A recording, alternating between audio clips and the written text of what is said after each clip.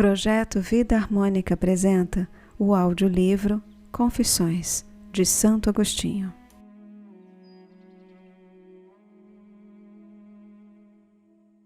Livro 12º, Parte 1, Capítulo 1, Prece.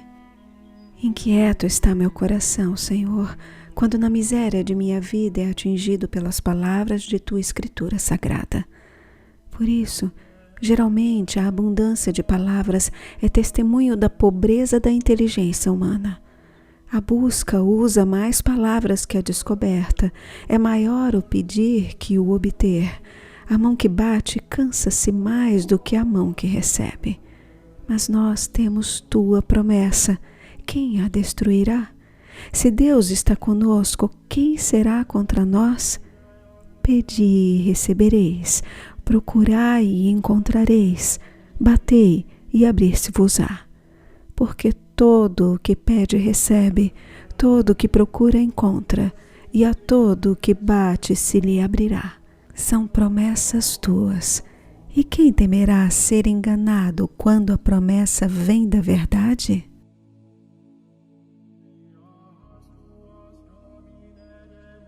Capítulo 2. O céu do céu.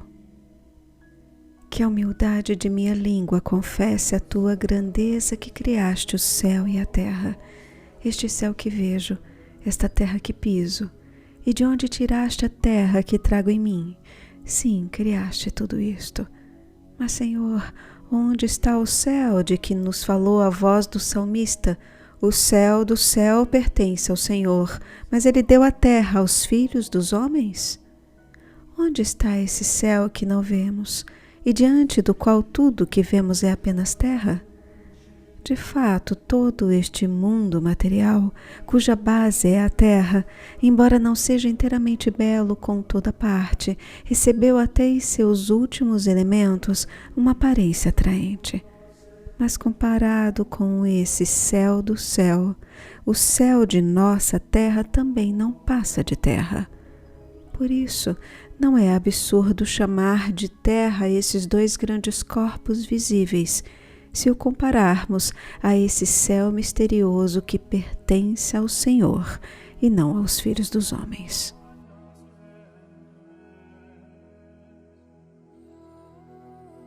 Capítulo 3. As trevas sobre o abismo. Mas esta terra era invisível e informe. Era um profundo abismo acima do qual não pairava nenhuma luz, pois não tinha nenhuma forma. Por isso, inspiraste estas palavras: as trevas cobriam o abismo. Mas que são trevas senão a ausência da luz? De fato, se então existisse, onde estaria a luz, se não sobre a terra para iluminá-la? Mas como a luz ainda não existia, o que era a presença das trevas, senão a ausência da luz? As trevas reinavam sobre o abismo, porque a luz não existia, do mesmo modo que onde não há ruído reina o silêncio. E que significa reinar o silêncio se não falta de som? Não ensinaste, Senhor, a alma que a Ti se confessa? Não me ensinaste, Senhor, que antes de receber de Ti forma e figura, esta matéria informe, não existia nada, nem cor, nem figura, nem corpo, nem espírito? Não era um nada absoluto, mas massa informe, sem figura alguma.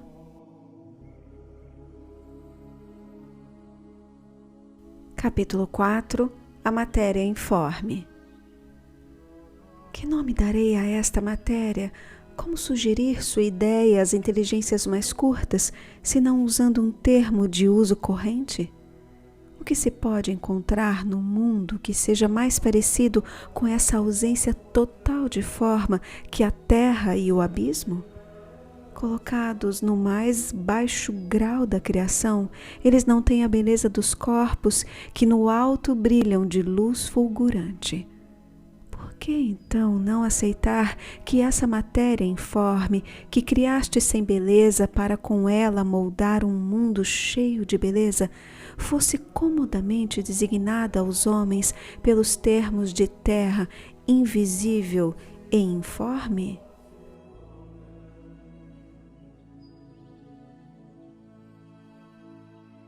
Capítulo 5. Sua natureza. Assim, quando o pensamento indaga o que nossos sentidos podem colher a respeito dessa matéria, responde a si mesmo: não é nem forma inteligível como a vida, como a justiça, porque é a matéria corpórea, nem uma forma sensível, porque nada há que se possa ver ou perceber no que é invisível e sem forma. Quando o pensamento humano fala desse modo, procura conhecê-la ignorando-a ou ignorá-la conhecendo-a?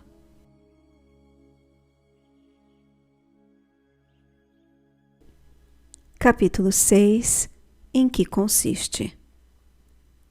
Senhor, se pela boca e pela pena devo confessar-te o que me ensinaste sobre esta matéria, eu direi que outrora ouvi falar, sem nada compreender, a respeito desse nome por pessoas que também não entendiam. Tentei imaginá-la sob as formas mais diversas e não o consegui. Meu espírito revolvia confusamente formas feias e horríveis, mas enfim, sempre formas.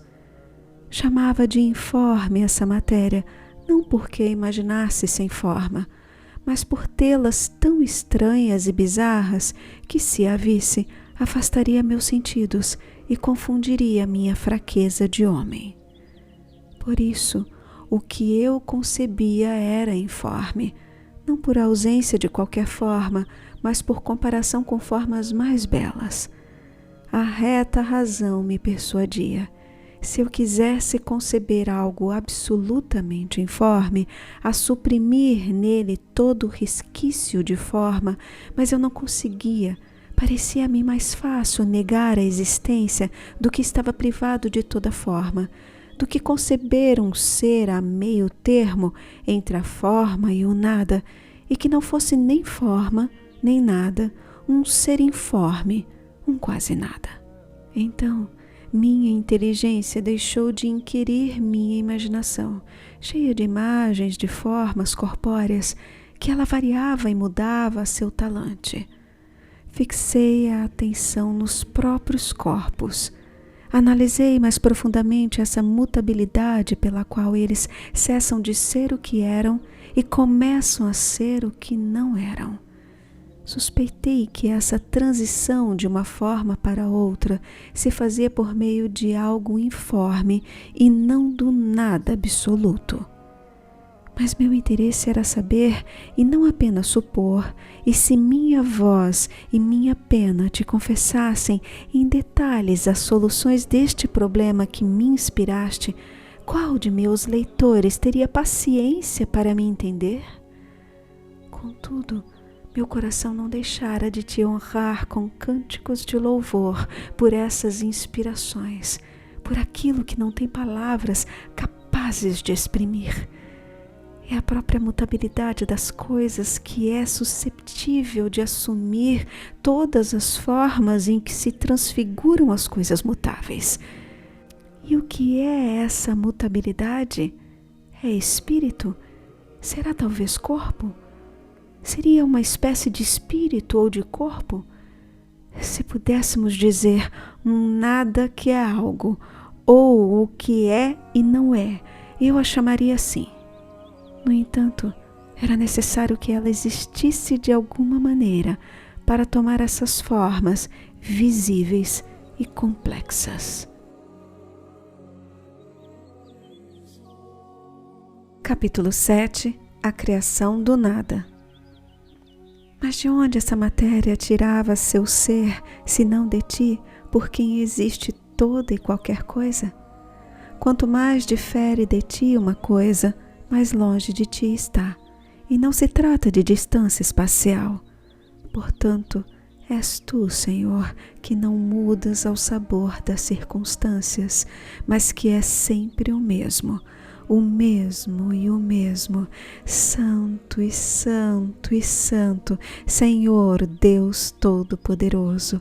És tu, Senhor, que no princípio que vem de ti, em tua sabedoria, nascida de tua substância, fizeste algo do nada. Criaste o céu e a terra, e isso não com tua substância, mas nesse caso tua criação seria igual ao teu Filho unigênito, e por isso iguais a ti mesmo. E não seria justo que o que não é da tua substância fosse igual a ti.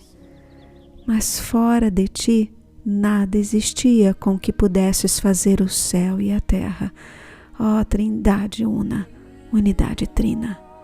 Por isso, criaste do nada o céu e a terra, duas realidades, uma imensa e outra pequena, porque és todo-poderoso e bom, e só podes criar coisas boas, o grande céu e a pequena terra. Fora de ti nada havia, e desse nada fizeste o céu e a terra, tuas duas obras, uma próxima de ti e a outra próxima do nada. Uma que tem acima de si apenas a ti mesmo, e a outra que nada tem inferior a ela.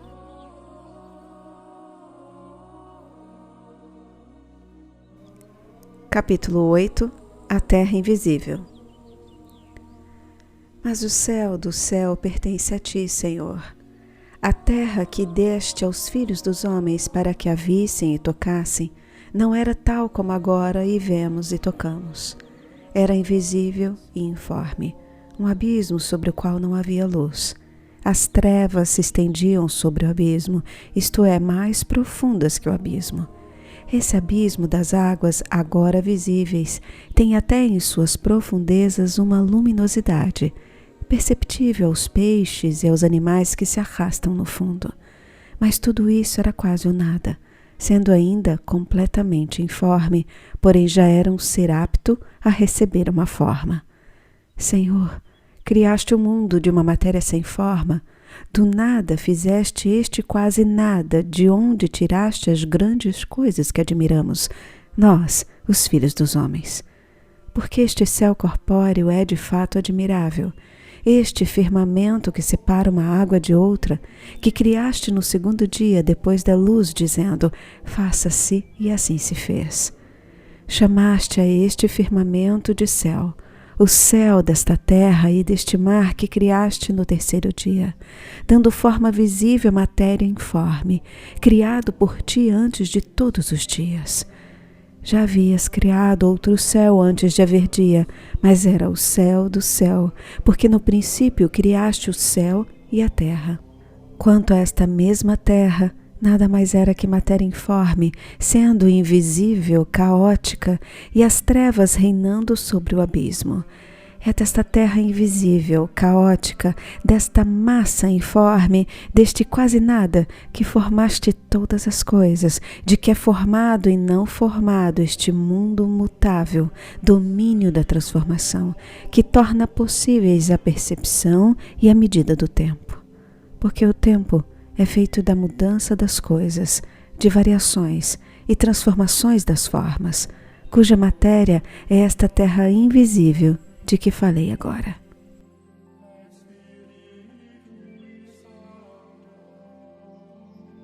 Capítulo 9. A criação do tempo. Por isso o Espírito que instruiu teu servo quando relata que no princípio criaste o céu e a terra, cala-se sobre o tempo, guarda silêncio sobre os dias. De fato, o céu do céu, que fizeste no começo, é de alguma maneira uma criatura racional, que mesmo sem ser coeterna contigo, ó Trindade, participava todavia de tua eternidade. A doçura de te contemplar beatamente e mantém imóvel e unida a ti sem movimento. E desde sua criação escapa às vicissitudes fugazes do tempo. Porém, esta massa informe, esta terra invisível, este caos, tu não enumeraste entre os dias. De fato, onde não há forma nem ordem, nada vem, nada passa, e, portanto, não pode haver nem dias, nem sucessão de espaços temporais. Capítulo 10. Invocação à verdade. Ó verdade, luz de meu coração, faze com que se calem as minhas trevas. Deixei-me cair nelas e fiquei às escuras, mas mesmo no fundo deste abismo, eu te amei ardentemente. Andei errante, mas lembrei de ti. Ouvi tua voz atrás de mim, que me exortava a que me voltasse, mas dificilmente podia escutá-la, por causa do tumulto de minha alma, e agora eis que ardente e anelante volto à tua fonte. Que ninguém me impeça, beberei de sua água, e assim viverei. Que não seja eu minha própria vida. Vivi mal por minha culpa e fui a causa de minha morte. Em ti eu revivo. Fala-me, ensina-me. Creio em teus livros e tuas palavras encerram profundos mistérios.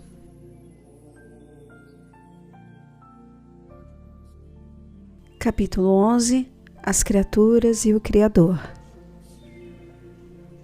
Já me disseste, Senhor, com voz forte ao ouvido de minha alma, que és eterno e que só tu possuis a imortalidade, porque não mudas nem de forma, nem de movimento. Tua vontade não varia conforme o tempo, pois a vontade mutável não é imortal. Esta verdade me é clara em tua presença. Peço-te que ela se torne para mim cada vez mais clara, e sob tuas asas eu me mantenha atento a esta evidência. Também disseste, Senhor, com voz forte ao ouvido de minha alma, que todas as naturezas, todas as substâncias que não são o que és, mas que existem, tu a criaste, que só o nada provém de ti, assim como o movimento de uma vontade que se afasta de ti, Ser Supremo. Enfim, que nenhum pecado te causa dano, nem perturba a ordem de teu império, superior ou inferior. Essa verdade é clara para mim em tua presença. Peço-te que se torne para mim cada vez mais clara, e que sob tuas asas eu me mantenha atento a esta evidência. Também disseste, Senhor, com voz forte ao ouvido de minha alma, que essa criatura que tem em ti seu único deleite não te é coeterna, que goza de ti em união casta e duradoura, sem nunca trair em parte alguma sua natureza mutável, que se conserva sempre em tua presença e unida a ti com todo o seu amor, não tem de esperar futuro, nem que recordar passado, imutável pois com o tempo e o vir a ser.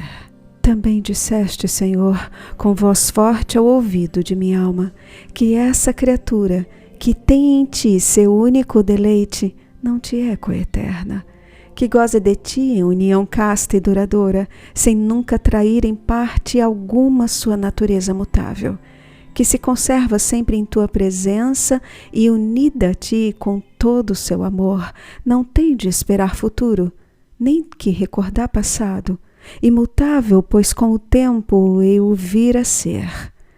Feliz criatura se existe por participar de tua felicidade, feliz de ser perenemente habitada e iluminada por ti. Nada encontro melhor que se possa chamar de céu, que pertence ao Senhor, que a esta habitação de tua divindade, que contempla tuas delícias sem que nada a afaste para outras partes. Puro espírito, intimamente ligado por um elo de paz com esses santos espíritos, cidadãos de tua cidade, situada no céu e acima do nosso céu. Diante disso, possa a alma cuja peregrinação afastou de ti compreender se já tem sede de ti, se seu pranto se tornou seu pão, quando todos os dias lhe dizem: onde está teu Deus?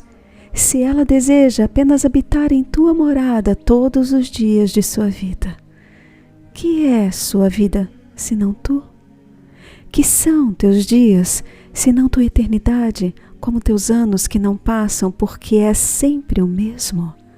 Por isso, digo, faça compreender a alma, se possível, como tua eternidade transcende todos os tempos. Tua morada, que nunca se afastou de ti, embora não te tendo coeterna, graças à sua incessante e ininterrupta união contigo, não padece de vicissitudes do tempo. Essa verdade é clara para mim em tua presença. Peço-te que se torne para mim cada vez mais clara e que sob tuas asas eu me mantenha atento a esta evidência. Vejo de fato, não sei que matéria informe nas transformações das coisas últimas e ínfimas, mas quem dirá, a não ser o insensato, cujo espírito vagueia entre quimeras, à mercê de seus fantasmas, quem, salvo este, ousaria afirmar que se toda forma fosse destruída, abolida, restando apenas a matéria informe, graças à qual as coisas se transformam e passam de uma forma para outra, ela poderia produzir as vicissitudes do tempo? Não. Tal hipótese é absolutamente impossível, pois sem variedade de movimentos não há tempo e não há variedade onde não há forma.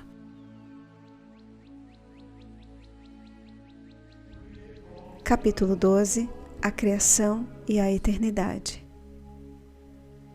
Bem consideradas estas coisas por graça tua, meu Deus, e como me incitasse a bater, e como me abres quando bato, encontro duas criações tuas não afetadas pelo tempo, embora nenhuma delas te seja coeterna. Uma que criaste tão perfeita que jamais deixa de te contemplar, que não sofre nenhuma mutação, nenhuma mudança, embora de natureza mutável, e goza de tua eternidade e de tua imutabilidade. Outra, informe, a ponto de lhe ser impossível passar de uma forma para outra, quer no movimento, quer no repouso, e, portanto, incapaz de estar sujeito ao tempo. Mas tu não a deixaste informe, pois, antes de qualquer dia, fizeste no princípio o céu e a terra, as duas obras de que falava. Mas a terra era invisível e informe, e as trevas reinavam sobre o abismo. Por essas palavras, a Escritura sugere a ideia de algo informe para ensinar aos poucos aos espíritos que não podem conceber que a falta absoluta de forma não se confunde com nada.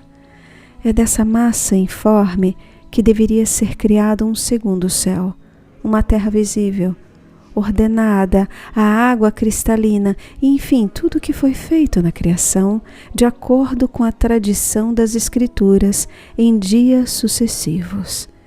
E essa obra é tal que, devido a mudanças regulares de seus movimentos e formas, está sujeita às vicissitudes do tempo.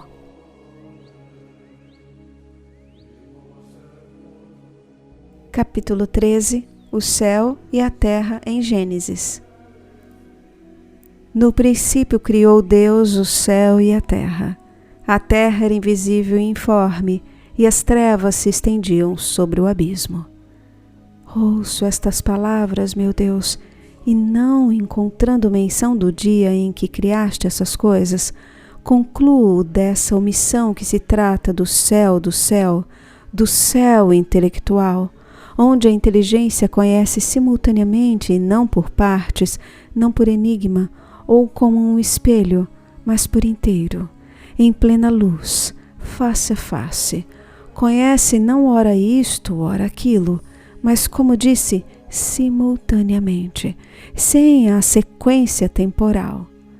Concluo também que se trata da terra invisível, informe, estranha às vicissitudes do tempo, que ora causam isto, ora aquilo, pois onde não há forma, não pode haver isto ou aquilo. Dessas realidades, uma de forma acabada desde o início, a outra absolutamente informe, o céu, isto é, o céu do céu, e a terra, isto é, terra invisível e informe, é bem a propósito delas que tua Escritura diz, sem mencionar o dia. No princípio criou Deus o céu e a terra. E acrescenta imediatamente de que terra se trata, indicando que no segundo dia foi criado o firmamento, que foi chamado de céu, dá a entender também de que céu falara antes, sem precisar o dia.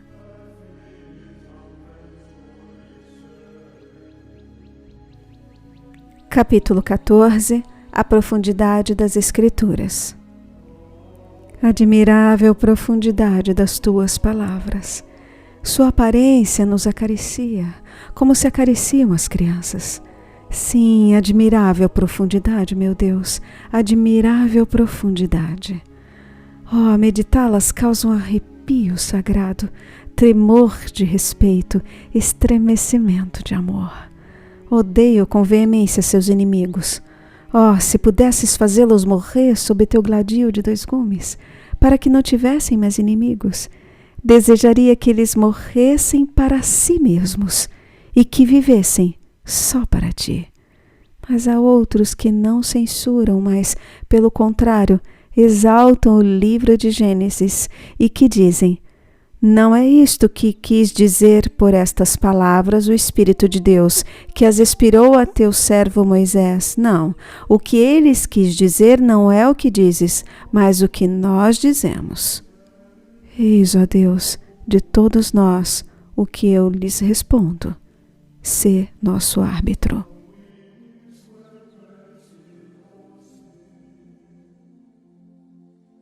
Capítulo 15. O que dizem seus inimigos? Ousareis apontar como falso que, com voz clara, a verdade disse ao ouvido de minha alma sobre a verdadeira eternidade do Criador, ou seja, que sua substância não varia no tempo e que sua vontade se confunde com sua substância? E que por isso ele não quer ora isto, ora aquilo, mas quer o que sempre quis, simultaneamente e para sempre. Sua vontade não se exerce repetidas vezes, não se propõe ora esta, ora aquela finalidade, não quer o que antes não queria, nem deixa de querer o que antes queria, uma vez que tal vontade seria mutável, e o que é mutável não é eterno, ora, nosso Deus é eterno. Tereis por falazes as palavras da verdade faladas ao ouvido de minha alma? Que a espera das coisas futuras se torna contemplação quando presentes e que depois se transforma em memória quando passadas? Que todo pensamento que varia assim é mutável e que nada do que é mutável é eterno? Ora, nosso Deus é eterno. E reunindo e condensando estas verdades, deduzo que meu Deus, o Deus eterno, não criou o mundo por um novo ato de volição e que sua ciência não admite nada que seja transitório. Que respondeis então, meus contraditores? Será isso falso? Não dizem eles, mas então, será que erro afirmar que toda criatura que tem forma, que toda matéria susceptível de tê-la, recebe seu ser somente daquela que é bondade soberana, porque ele é ente supremo? Também não o negamos. Então, que negais? Negais talvez que haja uma criatura sublime, unida por um casto amor ao Deus verdadeiro e eterno, sem lhe ser coeterna, que dele não se separa nem se desvia para as várias vicissitudes do tempo, mas pelo contrário, repousa apenas em sua contemplação? Com efeito, te ama tanto quanto pedes, ó Deus, e mostras a ela a tua face e a sacias, e ela jamais se afasta de ti, nem rumo a si mesma. Ela é a morada de Deus, não terrena e nem formada de substância do céu material, habitáculo espiritual que participa de tua eternidade, imaculada por toda a eternidade. Tu a fundaste pelos séculos dos séculos, estabeleceste uma ordem que não passará jamais. Contudo, essa lei não é coeterna, porque teve princípio, foi criada. Não encontramos o tempo antes dessa criação, porque a sabedoria foi a primeira de todas as tuas criações. E é claro que não me refiro à sabedoria da qual és Pai, o nosso Deus, e que te é perfeitamente igual e coeterna, por quem todas as coisas foram criadas, e que é o princípio em que criaste o céu e a terra. Refiro-me à sabedoria criada, dessa essência intelectual que pela contemplação da luz também é luz, e esta, embora criada, também chamamos de sabedoria. E assim como a luz que ilumina difere da luz refletida, a sabedoria criada difere da sabedoria incriada, e a justiça justificante difere da justiça nascida da justificação.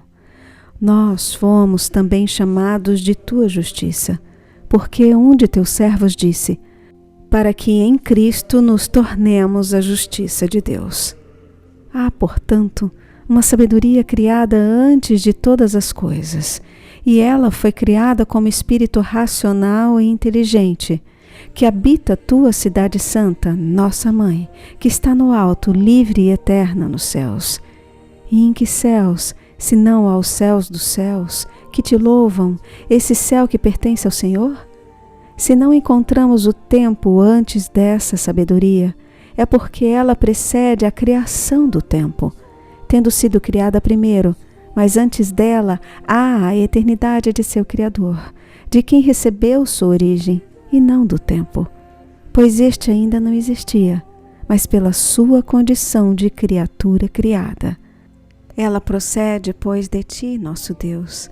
Embora seja de essência absolutamente diversa da tua, não encontramos nenhum tempo, não apenas antes dela, mas nela própria, porque ela é capaz de contemplar sempre tua face, sem jamais se apartar de ti, sendo incólume as mudanças e as variações.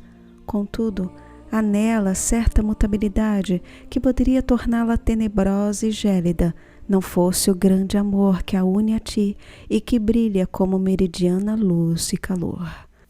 Ó morada luminosa e pura, amei tua beleza e o lugar onde mora a glória de meu Senhor, teu Criador e Possuidor. Por ti eu suspiro durante meu exílio. Peço àquele que te criou que me possua também em ti, pois também me criou.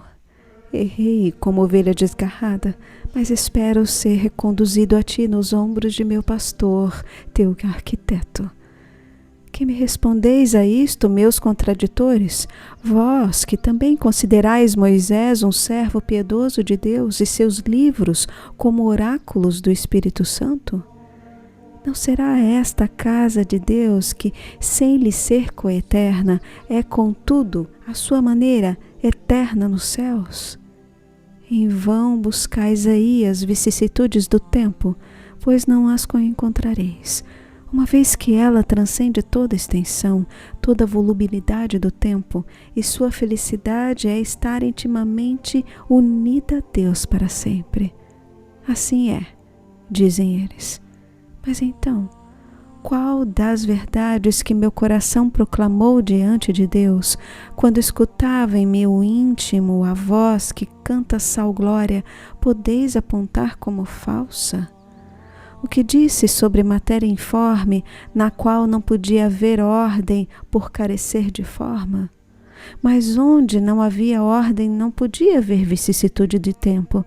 Mas esse quase nada, enquanto não era o nada absoluto, provinha certamente daquele de onde nasce tudo que de algum modo existe. Tão pouco negamos isto, dizem eles.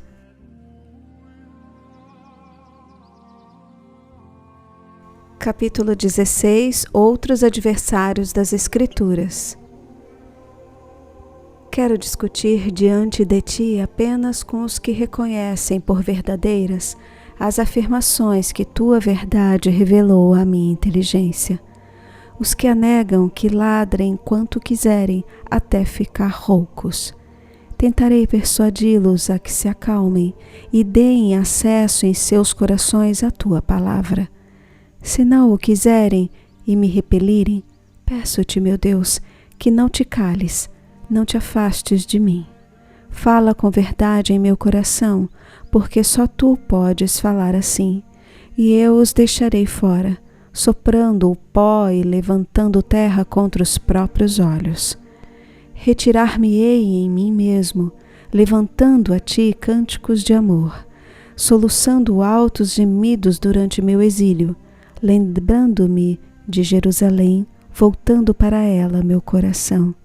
Jerusalém, minha pátria e minha mãe, e para ti que reinas sobre ela, seu pai, sua luz, seu tutor, seu esposo, suas castas e grandes delícias, sua firme alegria, enfim, todos seus bens inefáveis, porque és o único, soberano e verdadeiro bem. Não me apartarei de ti até que reúnas todas as partes dispersas e deformadas do meu ser na paz dessa mãe muito amada, onde estão as primícias de meu espírito e de onde me vêm todas as certezas, e nela me reformes e confirmes por toda a eternidade, ó meu Deus, minha misericórdia. Aqueles que, sem negar essas verdades, respeitando tua escritura sagrada, obra do piedoso Moisés, e reconhecendo nela, conosco, a mais alta autoridade a seguir, e contudo nos opõe alguma objeções, dirijo estas palavras. Tu, que és nosso Deus, serás árbitro entre minhas confissões e suas objeções.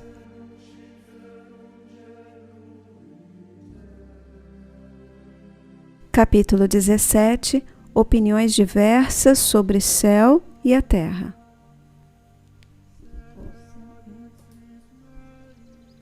Eles dizem, sem dúvida isso é verdade, mas não era isso que Moisés queria exprimir quando, inspirado pelo Espírito Santo, escreveu: no princípio criou Deus o céu e a terra.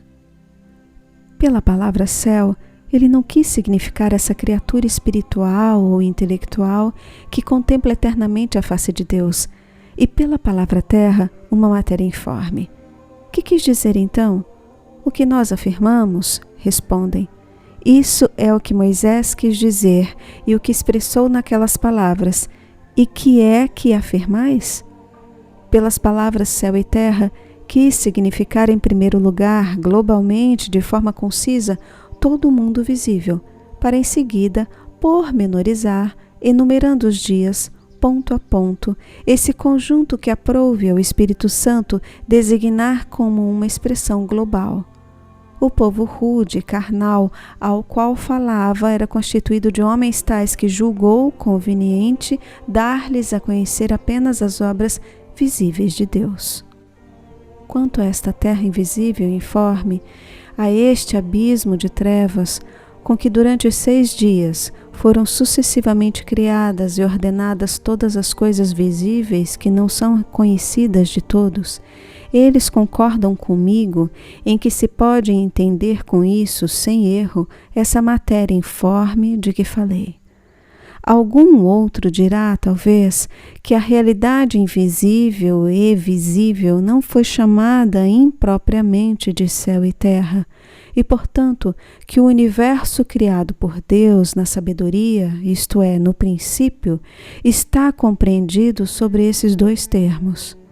Porém, as coisas não foram feitas da substância de Deus, mas do nada, e não se confundem com Deus, e nelas existe o princípio da mutabilidade, quer permaneçam como morada eterna de Deus, quer mudando-se como a alma e o corpo do homem.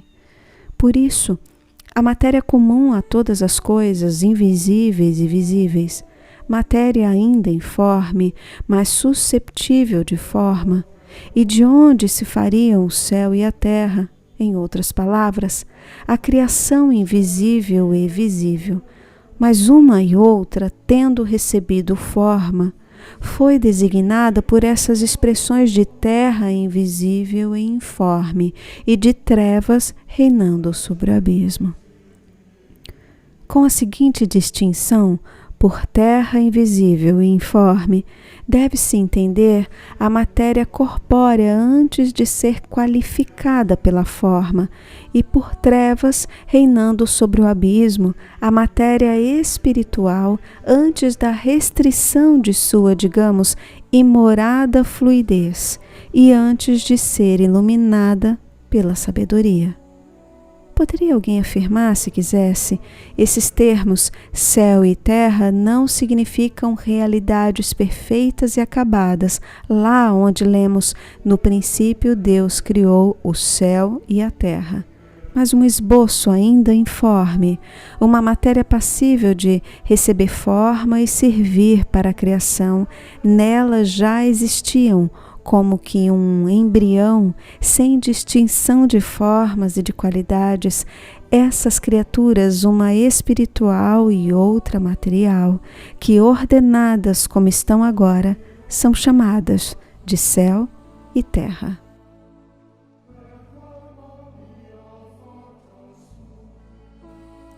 Capítulo 18.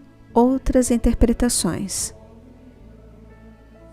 Ouço e considero todas essas teorias, mas não quero discutir por questões de palavras o que não serve para nada, senão para a confusão dos ouvintes. Pelo contrário, a lei é boa para a edificação se dela se faz uso legítimo, porque sua finalidade é a caridade que nasce de um coração puro, de uma boa consciência e de uma fé não fingida. Nosso Mestre sabe quais dos dois preceitos em que resumiu toda a lei e os profetas. A mim, que observo com zelo tais preceitos, ó meu Deus, luz de meus olhos na escuridão, que me importa que possa encontrar sentidos diferentes para essas palavras se todos são verdadeiros? Que me interessa, digo eu, que outros compreendam o texto de Moisés de modo diferente do meu? Nós todos que o lemos procuramos indagar e compreender o pensamento do autor, e como o julgamos verídico, não ousamos admitir que ele pudesse dizer ou que sabemos ou que consideramos falso. Assim, nos esforços que fazemos para compreender na Escritura Sagrada a ideia que o escritor quis transmitir, onde está o mal se o leitor interpreta o sentido que tu, luz de todas as inteligências sinceras, lhe fazes parecer verdadeiro, embora talvez não tenha sido este o pensamento do autor? E considerando que ele, pensando de outra maneira, só pensou verdades?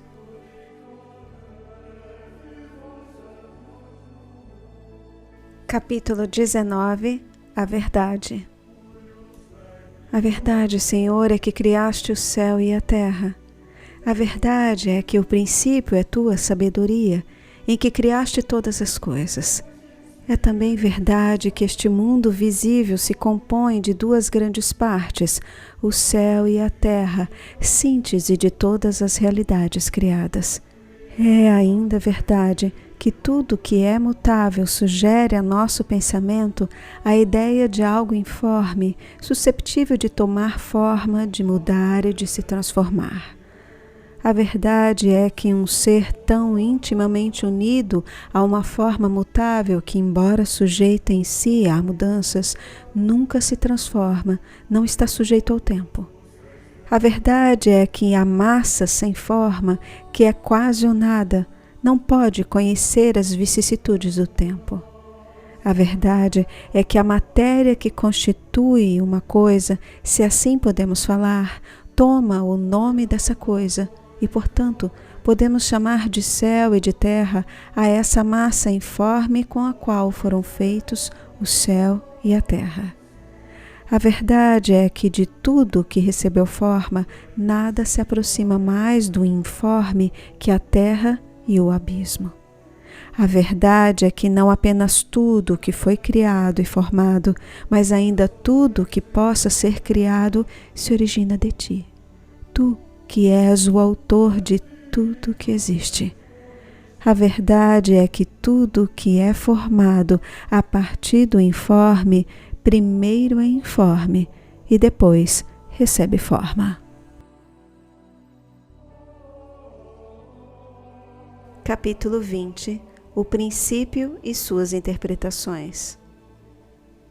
Todas essas verdades, das quais não duvidam os que de ti receberam a graça de ver com os olhos da alma, e que creem firmemente que teu servo Moisés falou em espírito de verdade, há quem dê esta interpretação.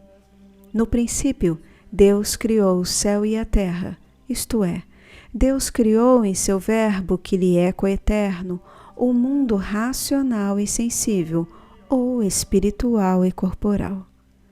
Outro diz: no princípio Deus criou o céu e a terra, isto é, Deus criou em seu Verbo que lhe é coeterno toda a massa do mundo corpóreo, com tudo o que contém de realidades manifestadamente conhecidas.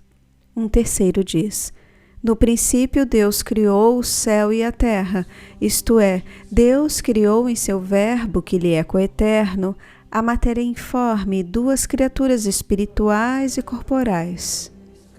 Outro afirma: no princípio Deus criou o céu e a terra, isto é, Deus criou a matéria informe das criaturas corporais, onde estavam ainda confundidos o céu e a terra, que agora distinguimos na massa do universo com suas formas bem distintas e determinadas. Um último diz: no princípio Deus criou o céu e a terra, isto é, desde que começou a agir, Deus criou a matéria informe, onde estavam contidos confusamente em potencial o céu e a terra, que depois receberam forma própria e que agora nos aparecem com tudo que neles existe.